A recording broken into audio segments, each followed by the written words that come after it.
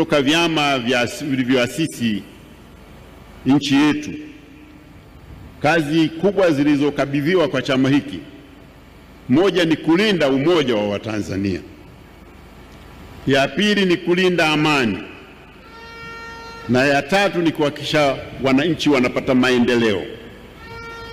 Hizo ndizo kazi ambazo zinasababisha chama hiki kiwe cha kudumu, kwa sababu umoja wetu lazima uwe wa kudumu, amani yetu lazima idumu, na maendeleo lazima yaendelee kwa kudumu.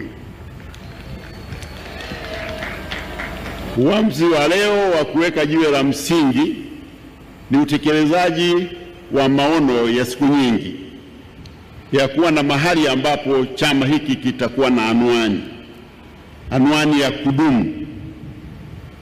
Na ingawa wanaweza kufikiri tumechelewa, lakini tumewahi.